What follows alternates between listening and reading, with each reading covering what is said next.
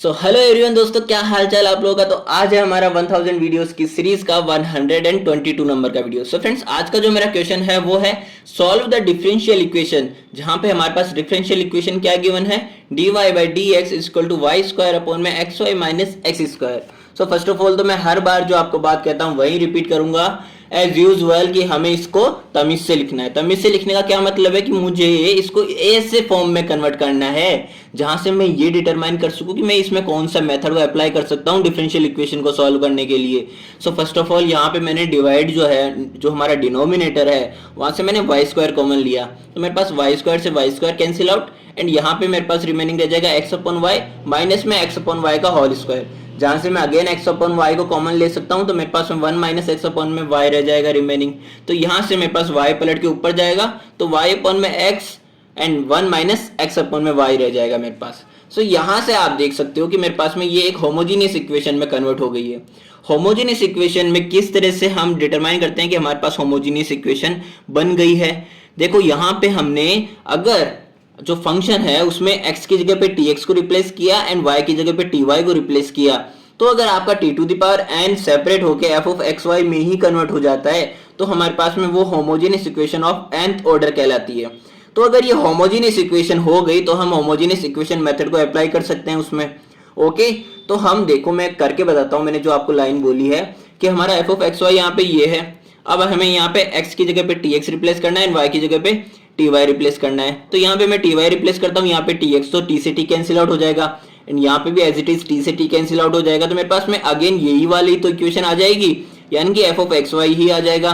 तो मैं t की पावर n मतलब t की पावर 0 लिख सकता हूँ ना इसको। तो मेरे पास क्या कह सकता हूँ कि मैं homogeneous equation of zeroth order है ये। अब अगर ये होमोजीनियस इक्वेशन हो ही गई तो मैं क्या कहूंगा कि यहाँ पे होमोजीनियस इक्वेशन मेथड को हम अप्लाई कर सकते हैं। सो होमोजीनियस इक्वेशन मेथड में क्या होता है कि हमारे पास में जो dy बाई डी एक्स है उसमें y अपॉन में x को आपको रिप्लेस करना है v से, या फिर x अपॉन में y को, जो भी आपकी सहूलियत हो। मुझे यहाँ पे सिंप्लीफाई करने में लग रहा है y अपॉन में x को मैं v से रिप्लेस कर दूं, क्योंकि मुझे y अपॉन x को ही रिप्लेस नहीं करना। मुझे अगर y अपॉन x को अगर मैं रिप्लेस कर रहा हूं तो मुझे dy बाई डी एक्स को भी रिप्लेस करना पड़ेगा। इट मीन्स बोथ साइड्स मुझे डिफरेंशिएट करना पड़ेगा विद रेस्पेक्ट टू x।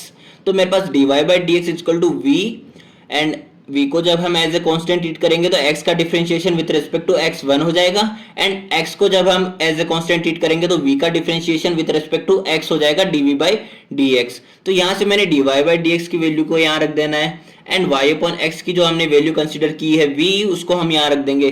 तो मेरे पास फाइनली जो आएगी v plus x dv by dx equal to v upon में 1 माइनस 1 अपॉन v आ जाएगा। तो यहाँ से मैं कह सकता हूँ कि मेरा v माइनस 1 एंड ये v पलट के ऊपर जाएगा तो v स्क्वायर अपॉन में v माइनस 1 हो जाएगा। अब ये v वाला जो टर्म है ये मेरे पास RHS में आएगा तो माइनस v हो जाएगा, जहां से मैं एलसीएम के बाद कह सकता हूँ कि v square minus v square plus v हो जाएगा, ये यहाँ पे मल्टीप्लाई होके। तो मेरे पास v स्क्वायर से v स्क्वायर कैंसिल आउट हो गया। तो मेरे पास रिमेनिंग जो टर्म रहा है वो है v अपॉन में v माइनस 1 और इस साइड है x dv बाई dx। सो यहाँ पे मुझे v का जो डिफरेंशियल है वो दिख रहा है एंड x का जो डिफरेंशियल है वो दिख रहा है dx। तो मुझे जब डिफरेंशियल है इनके तो इनके ये वेरिएबल्स भी है, तो मुझे क्या करना है, सेपरेट कर लेना है वेरिएबल्स को विद देयर डिफरेंशियल्स। सो यहाँ पे v माइनस 1 अपॉन में v में इस साइड ले जाता हूँ LHS में एंड dv एंड dx को मैं RHS में ले जाऊंगा तो मेरे पास में dx अपॉन में x आ जाएगा। अब v और x की वैल्यूज निकालने के लिए मुझे बहुत साइड्स इंटीग्रेशन करना पड़ेगा। सो v अपॉन में v हम अलग कर लेंगे एंड 1 अपॉन में v हमने अलग कर लिया। तो यहाँ से v से v जब कैंसिल आउट हो गया तो मेरे पास क्या आएगा, इंटीग्रेशन v आ जाएगा minus log v plus c is equal to log x आ जाएगा यहाँ पे।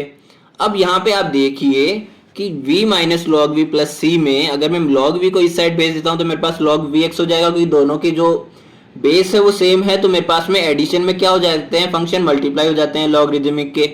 सो यहाँ पे अगर मैं लॉग को इस साइड भेज देता हूँ तो मेरे पास ये पूरा जो टर्म है ये मेरा एक्सपोनेंशियल की पावर में चला जाएगा, तो e to the power v plus c हो जाएगा। तो मेरे पास में vx equal to e to the power v plus c आ जाएगा। अब यहाँ से आप अगेन देखिए यहाँ पे इसका बेस सेम है तो इन पावर्स को आप सेपरेट करके इस तरह से लिख सकते हो, e to the power v and e to the power c is equal to, जब मैंने v की वैल्यू इसको वापस दे दी y अपॉन में x तो x से x मेरा कैंसिल आउट हो गया। तो यहाँ से मेरे पास आ जाएगा y is equal to k e to the power y upon में x एंड इसको मैंने k कंसीडर किया है e to the power c को। तो यहाँ से मेरे पास ये जो फाइनल है सॉल्यूशन आ गया है। तो ये था हमारा आज का सॉल्यूशन। मिलते हैं हमारे नेक्स्ट वीडियो में।